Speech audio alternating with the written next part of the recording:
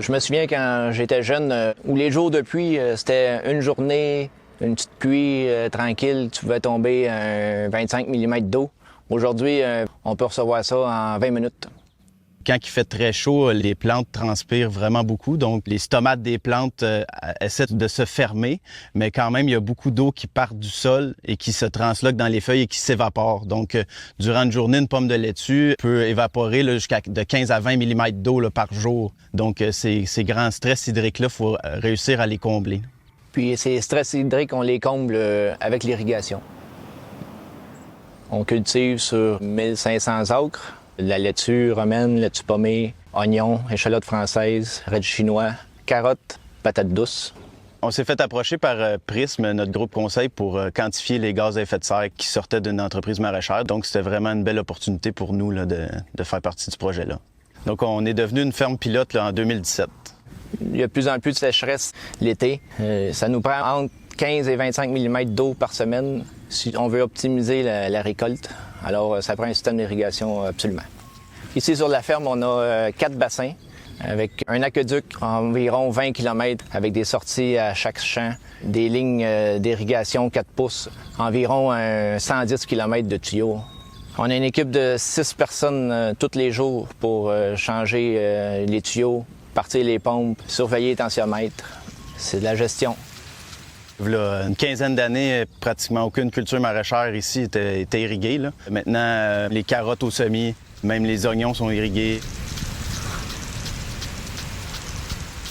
L'évolution du climat qui est attendue pour la Montérégie, c'est au niveau de température annuelle, c'est 2,7 degrés Celsius de plus par rapport à ce qu'on a connu historiquement d'ici à peu près 2050. Les plantes, quand il fait plus chaud, elles ont tendance à transpirer plus et à avoir plus de besoin en eau. Les extrêmes vont aussi être importants.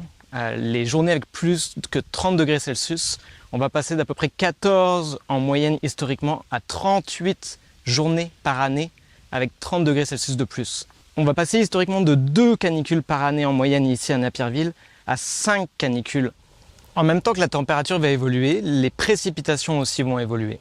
Ici à Napierville, on s'attend à avoir une augmentation de l'ordre de 40 mm de plus. Par contre, ça sera mal réparti sur l'année, cette augmentation. C'est-à-dire c'est surtout à l'automne, en hiver et éventuellement un petit peu au printemps qu'on aura plus de précipitations. L'été, on s'attend à avoir une stabilité des précipitations. Ce qui était un déficit hydrique quand même assez important, une année sur 5. On s'attend qu'en 2050, ça sera une année sur 3. Donc en ce moment, on a 3 pompes électriques de 100 forces chaque. Quand on regarde pour diminuer les empreintes carbone, on regarde surtout du côté de l'électrification, là, des choses plus simples. Actuellement, le projet, c'est de changer 2 pompes au diesel par 3 pompes électriques. Les pompes électriques nous permettent de réduire notre empreinte carbone. D'autres avantages aussi, réduire le bruit, réduire aussi les risques de contamination au bassin par le diesel ou n'importe quelle huile. Un autre avantage, on va contrôler par téléphone direct au champ. Éventuellement, là, si on voulait connecter directement notre système là, avec nos tensiomètres, donc s'il y a des champs qui sont en déficit hydrique, on pourrait avoir des valves électriques qui s'ouvriraient automatiquement puis qui iraient donner l'eau que notre culture a besoin là, sans avoir d'intervention humaine. Là. Les pompes électriques s'ajustent automatiquement là, selon le besoin en eau, donc vont changer la révolution des moteurs électriques automatiquement, tandis qu'un moteur diesel, il faut aller le changer manuellement là, pour augmenter le débit d'eau. Là. Donc, on a fait un projet ici à la fois économique et écologique. Donc, ces pompes-là utilisent 50 000 litres de diesel à 1,25 $ par litre, ce qui donne un total de 62 500 $. Pour réaliser ce projet-là, on a investi 300 000 $. Donc, ce projet-là est payé en un total de 4,8 années. Chaque litre de diesel, c'est à peu près 3 kg de CO2. Si c'est 50 000 litres, c'est à peu près 150 000 kg, donc 150 tonnes de CO2. En 2021, on a fait le bilan carbone de l'entreprise Delfland. Ce qu'on a observé, c'est qu'une ferme en terre noire comme la leur diffère peu des fermes maraîchères en général. C'est-à-dire, le premier poste d'émission, c'est les sols.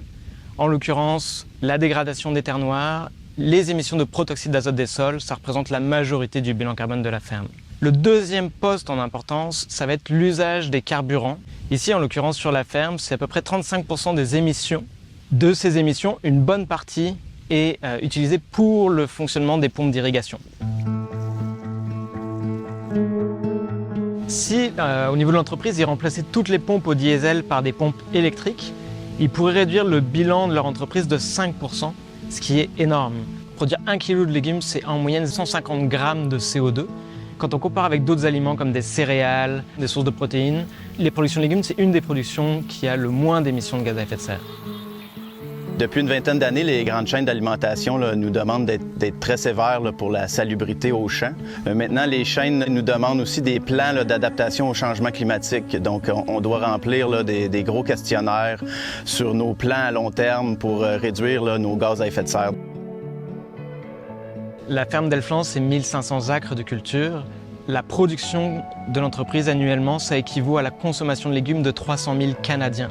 Une entreprise de cette dimension-là, si elle est capable de réduire ses émissions de l'ordre de 5%, par exemple en électrifiant les pompes pour l'irrigation, ça a un impact majeur sur le climat parce que ça représente des émissions de gaz à effet de serre réduites importantes.